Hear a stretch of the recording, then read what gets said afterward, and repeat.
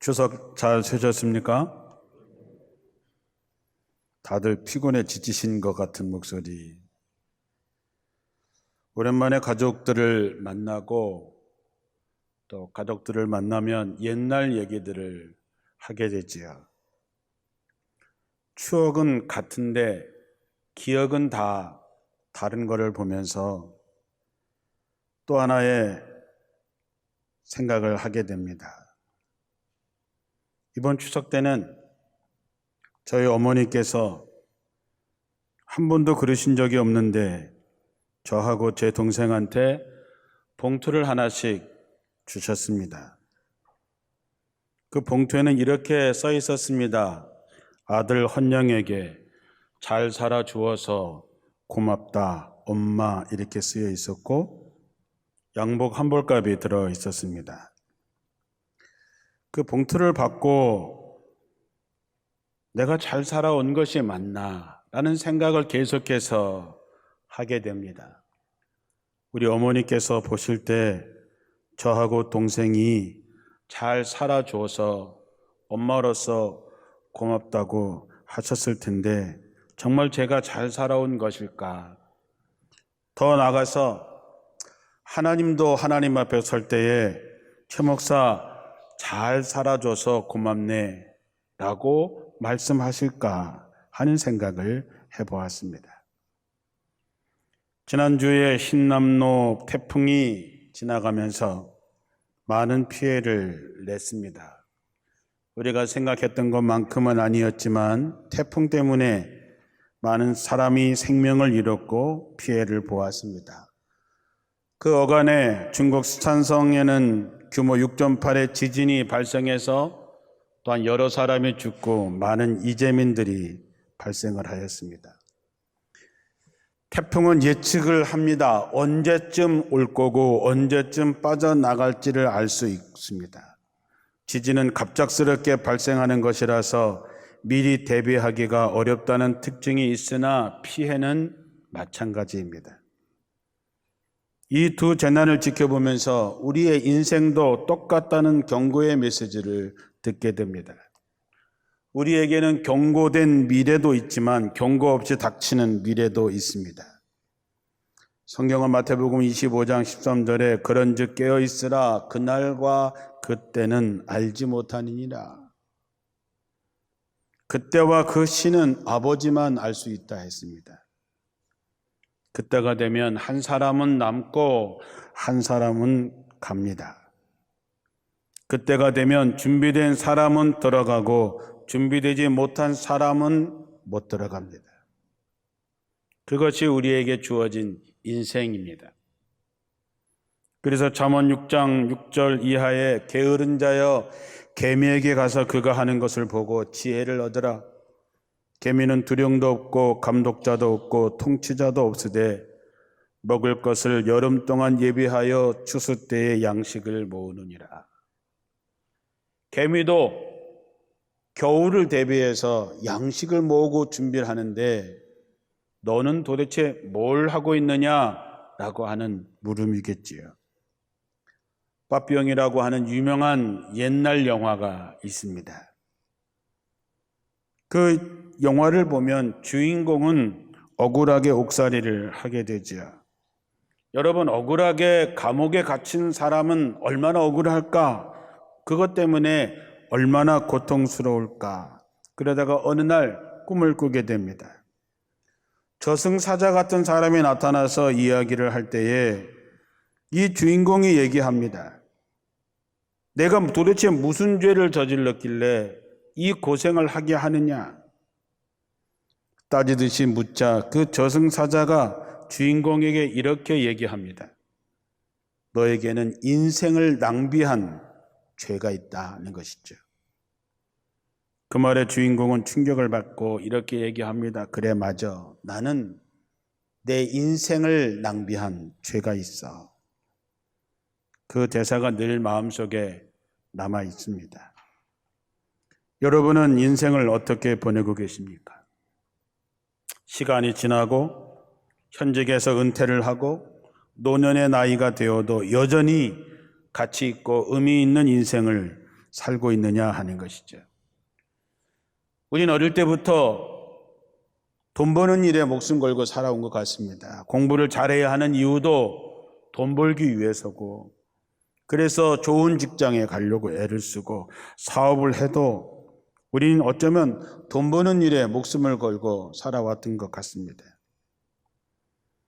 돈을 벌기 위해서 공부했던 것 같고 직장도 얻었던 것 같고, 그런데 이제 저도 이 나이가 되어서 은퇴를 생각해 보면 일선에서 물러나서 은퇴를 하게 되면 그동안 공부해 왔던 것, 그동안 내가 갖고 있던 지식, 경험, 능력, 이런 모든 것들이 다 순식간에 아무 의미가 없어져 버리는 것이죠.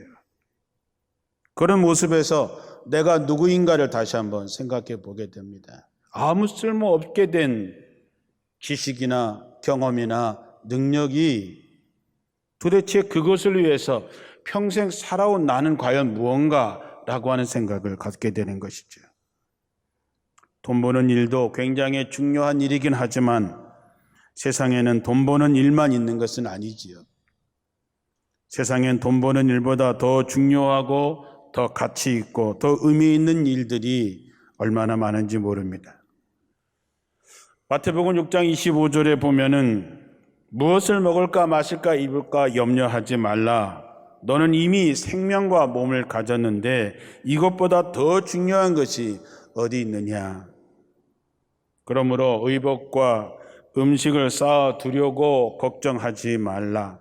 왜 그런 것을 마음에 쏟고 자랑을 늘어놓는 이방인처럼 되려고 하느냐. 하늘에 계신 너희 아버지께서는 그것이 너희에게 필요하다는 것을 너무나도 잘 알고 계신다. 만일 너희가 하나님의 나라를 어떻게 이룰까? 하나님께서 원하시는 바른 일을 어떻게 실천할까 고민하면서 그분을 생활의 중심에 모시고 살면 그분은 너희에게 이 모든 것을 더불어 주실 것이다. 우리가 도대체 무엇을 바라보며 무엇을 위해서 사는지 돌아보셔야 됩니다. 오늘 본문의 말씀은 우리가 너무나 잘 아는 달란트의 비유의 이야기입니다. 이 비유의 말씀을 모르는 사람은 적어도 예수 믿는 사람이라면 아마 없을 것입니다. 저는 특별히 오늘 본문이 주신 말씀 중에서 달란트를 땅에 묻어두었던 사람, 그 사람을 이야기하려고 하는 것입니다. 5달란트, 2달란트, 1달란트라 그랬습니다. 5개, 2개, 1개 하니까 얼마 안 되는 것 같지만 돈으로 치면 1달란트가 34kg의 금을 얘기하는 거니까 지금 시세로 보면 1달란트는 약 30억 정도 되는 돈이고 5달란트는 150억, 2달란트는 60억쯤 되는 돈을 자기 집의 종들에게 맡긴 것이죠. 성경에 보면은 각 능력에 따라서 주인이 맡겼다 그랬습니다. 그런데 1달란트 받은 사람은 땅에 묻어두었다 그랬습니다. 저는 많은 물질과 시간과 경험과 재능을 능력을 갖고 있으면서도 자신만을 위해서 사는 사람, 자신만의 건강을 위해서, 자신만의 안위를 위해서 세월을 보낸 사람을, 인생을 낭비한 사람, 달란트를 땅속에 묻어둔 사람이라고 생각합니다. 왜냐하면 그리스도인의 삶은 자기의 유익을 구하는 삶이 아니라 나를 통해서 다른 사람을 살리는 삶을 살아야 되기 때문입니다. 고린도전서 10장 24절에도 누구든지 자기 유익을 구하지 말고 남의 유익을 구하라 그랬습니다. 고린도전 10장 33절에도 나와 같이 모든 일에 모든 사람을 기쁘게 하여 자신의 유익을 구하지 아니하고 많은 사람의 유익을 구하여 그들로 구원을 얻게 하라 했습니다. 하나님께서는 우리 모두에게 달란트를 주셨습니다. 어떤 사람은 5달란트, 어떤 사람은 2달란트, 어떤 사람은 1달란트. 주인이 맡기고 여행을 갔다라고 하는 것은 그 종들에게 기회를 주었다, 시간을 주었다라고 하는 말입니다. 얼마를 맡겼느냐를 시샘할 필요는 없습니다. 그거는 주인의 권한이고 능력에 따라서 맡겼다 했습니다. 그래서 내가 얼마를 받았고 누구는 얼마를 받았는가는 신경 쓸 필요가 없습니다. 문제는 그것을 가지고 내가 무엇을 했느냐 하는 것이죠. 성경에는 법칙이 있습니다. 그 중에 하나가 고린도후서 9장 6절에 적게 심은 자는 적게 거두고 많이 심은 자는 많이 거둔다 했습니다. 요한복음 15장 8절에는 너희가 열매를 많이 맺으면 내 아버지께서 영광을 받으실 것이요 너희는 내 제자가 되리라 했습니다. 누가복음 12장 48절에는 많이 받은 사람에게는 많은 것을 요구하고 그것은 그들의 책임이 더 크기 때문이다 그랬습니다. 성경에도 5달란트를 받고 5달란트를 남긴 사람, 2달란트를 받아서 2달란트를 남긴 사람을 칭찬하는 말이 토시 하나 안 틀리고 똑같이 칭찬하는 것을 보게 됩니다. 그러나 땅속에 묻어둔 사람은 그 결과가 있는 것마저 빼앗기고 바깥 어두운 데로 쫓겨났다라고 하는 것이죠. 지난주 우리 교회에서 최보람 목사와 이성민 목사를 선교사로 파송하는 파송 예배를 드렸습니다. 인도네시아 바탐 지역과 필리핀 민도르 지역으로 보내는 것이죠. 주님의 최대 지상명령 너희는 땅끝까지 이르러 복음의 증인이 되라 했고 우리 교회는 117년 전에 미국 선교사에 의해서 세워진 교회이고 우린 그 선교사의 빚을 진 교회인데 이제 우리도 드디어 파송해서 땅끝까지 이르는 복음의 증인이 되는 교회가 되었습니다. 이 일을 위해서 달란트 은행을 만들어야 되겠다라는 생각을 합니다. 이제 세상 것에 대해서 마음을 쏟고 세상 것을 가지고 자랑을 늘어놓는 이방인처럼 사는 사람들이 아니라 어떻게 하면 우리가 하나님의 나라를 이룰 수 있을까? 어떻게 하면 하나님이 원하시는 바른 일을 어떻게 실천할까 고민하면서 그분의 뜻을 세상에 이룰 수 있을까를 위해서 사는 사람들과 함께 달란트 은행을 만들고 싶은 것입니다. 그들의 재능을 기증받고 싶습니다. 저들의 재능과 저들의 재물을 기증받아서 그것으로 도움을 필요로 하는 사람들에게 하나님의 나라를 더욱 세우고 싶은 거죠. 세상에 우리를 필요하는 사람들을 위해서 내 권리를 포기하고 내 것을 그들을 위해서 나눌 수 있는 사람들이 모였으면 싶습니다. 우리는 117년 전에 미국 선교사의 빚을 진 교회입니다. 이제 우리는 그 빚을 평생을 주님 오실 때까지 갚아 나가야 되겠지요.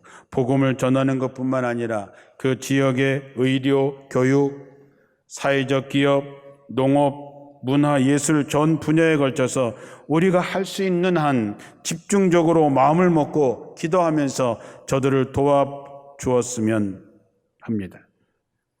우리 교회는 그런 달란트를 가진 의사도 있고 교수도 있고 교사도 있고 사업가도 있고 금융인도 있고 예술인도 있고 농업 전문가들도 있습니다.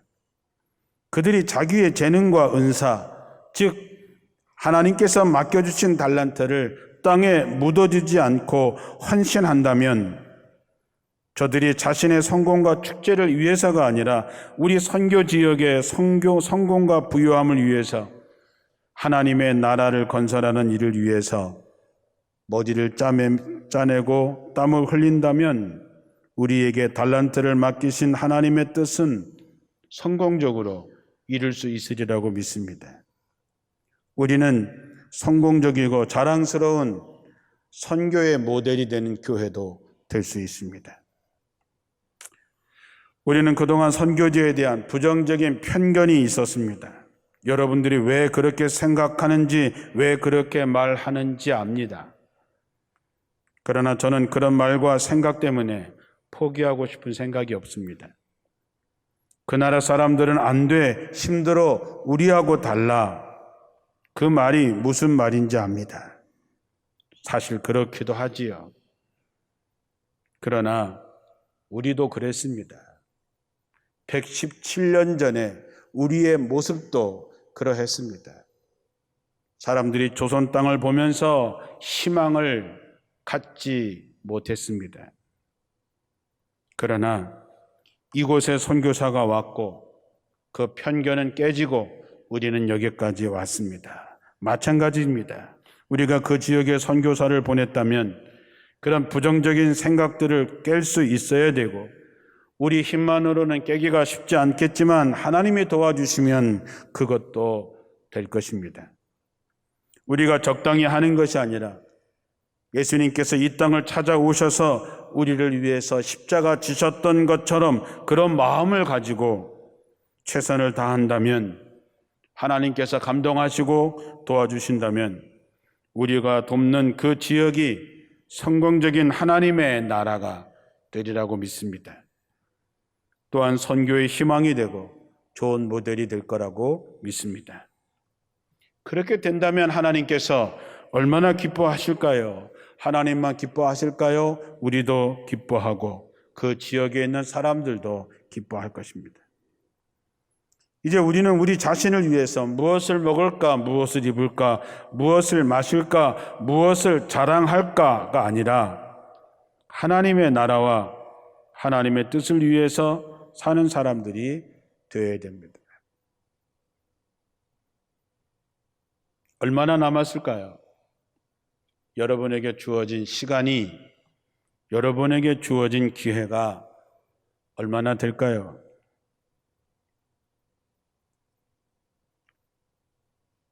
이번에 어머니가 저한테 양복 사입으라고 주신 봉투를 받으면서 우리 어머니가 마지막이신가? 이런 생각이 듭니다. 왜냐하면 교회에 우리 어머니 나이 되신 분들이 계속 돌아가시니까 이제는 우리 어머니가 한마디를 해도, 뭘 주셔도 올해가 마지막이신가? 그런 생각이 드는 것이지요. 마찬가지 아닙니까? 우리가 하나님을 위해서, 복음을 위해서 얼마나 시간이 주어질까? 얼마 지나지 않으면 다 사라져버릴 것들을 위해서 그렇게 목숨 걸고 살면서 영원한 하나님의 나라를 위해서 우리는 과연 무엇을 하고 있을까 하는 것이지요. 성경에 보니까 하나님께서 추수할 것은 많은데 추수할 일꾼이 없구나라고 하는 말씀을 하셨습니다. 그러니 제가 하나님의 나라를 위해서 일꾼이 필요로 할 때 여러분들이 자원해 주시기를 주님의 이름으로 부탁을 드립니다. 하나님의 나라의 일꾼으로 일하기를 원하시는 분들은 마음에 결심하시기를 바랍니다. 하나님이 그때마다 필요한 일꾼을 찾으실 때 내가 여기 있사오니 나를 써주십시오 라고 여러분의 은사와 달란트를 맞게 적재적소에 소개해 드리도록 하겠습니다. 사랑하는 성도 여러분, 여러분에게 갖고 있는 소중한 달란트는 지금 어디 있습니까? 그것을 결코 땅에 묻어서는 안 된다는 것이지요. 그것은 악하고 게으른 종이 되는 것입니다. 우리에게 주어진 시간은 정해져 있습니다. 그 시간이 지나면 하고 싶어도 할 수 없습니다. 주님이 언제 오실지 알 수 없지만 그러므로 늘 깨어서 기도하고 준비해야 되는 것이죠. 사랑하는 성도 여러분, 하나님께서 맡겨주신 달란트를 가지고 2달란트, 5달란트 받은 사람처럼 열심히 장사하시기 바랍니다. 세상에서 성공한 것보다 더 큰 성공을 하나님의 나라에서 해보시기 바랍니다. 그래서 하나님으로부터 착하고 충성된 종이라는 이야기를 들으셔야지요. 하나님께서 초청하신 천국 잔치에 들어가셔야지. 죽을 때까지, 아니 죽어서도 영원한 가치 있는 일을 하셔야지요. 한번 말씀대로 도전해 보시기 바랍니다. 왜 쓸데없는 것에 마음을 쏟고 그것을 자랑하고 늘어놓는 이방인처럼 살려고 하느냐? 하늘에 계신 너희 아버지께서 그러한 것들이 너희에게 필요하다는 것을 너무나도 잘 알고 계시다. 만일 너희가 하나님의 나라를 어떻게 이룰 수 있을까? 하나님이 원하시는 바른 일을 어떻게 실천할까 고민하면서 그분을 생활의 중심에 모시고 살면 그분이 너희에게 이 모든 것을 더불어 주실 거라고 하는 이 말씀을 왜 마음속에 새기지 않고 사느냐 하는 것이죠. 이제 내가 주님께서 주신 달란트를 가지고 열심히 일해야 되겠다, 땅속에 묻어주는 사람이 되지 않겠다라고 결심한 여러분은 이제 무엇을 하든지 간에 여러분에게 필요한 것이 무엇인지 아시는 주님께서 갑절의 축복이 임하게 되기를 주님의 이름으로 축원합니다. 또한 우리들의 헌신으로 말미암아 이 땅에 하나님의 나라가 누룩처럼 번져가게 될 줄로 믿습니다. 그래서 우리 때문에 원주가 살고 인도네시아가 살고 필리핀도 살고 아프리카도 살고 더불어 사는 기쁨이 충만한 세상을 이루어 갈 줄로 믿습니다. 말씀을 마치려고 합니다. 많은 사람들이 자기에게 주어진 달란트를 땅속에 묻어둡니다. 자신만을 위해서 사는 사람, 땅속에 달란트를 묻어둔 사람입니다. 한 달란트 받은 사람만 묻는 것이 아니라 2달란트 받은 사람도 묻어두고 5달란트 받은 사람도 땅속에 묻어둔 사람들이 부지기수로 있습니다. 우리에게 주어진 달란트가 얼마이든지 간에 땅에 묻으면 안 됩니다. 어리석은 부자처럼 자신만을 위해서 창고를 지어서는 안 됩니다. 과감하게 땅속에 있는 것을 끄집어내고 자기를 위해서 지은 창고를 헐어서 베풀어야 됩니다. 우리는 자칫 잘못하면 성경에 나오는 1달란트 받은 사람같이 될 위험성이 아주 높습니다. 성경에 나오는 어리석은 부자와 같이 될 가능성이 많습니다. 성경에 나오는 기름을 준비하지 못하고 있다가 신랑을 맞이하게 된 어리석은 5 처녀처럼 될 가능성이 많이 있습니다. 사랑하는 성도 여러분, 이제 우리는 그렇게 살아서는 안 되겠지요. 5달란트, 2달란트 받은 사람처럼 하나님의 나라를 위한 장사꾼이 되시기를 축원합니다. 세상의 나라 장사꾼보다 더 열심히 일하시고 장사하셔서 곱절을 남겨서 하나님의 나라를 건설하고 하나님의 나라가 누룩처럼 번져가는 일에 쓰임받는 저와 여러분이 되기를 바랍니다. 여러분이 우리에게 맡겨진 달란트로 열심히 장사해서 하나님으로부터 칭찬을 받고 사람들에게 존경받고 더 나아가서 영원한 하나님의 나라를 유업으로 받는 성도들이 되시기를 주님의 이름으로 축원합니다.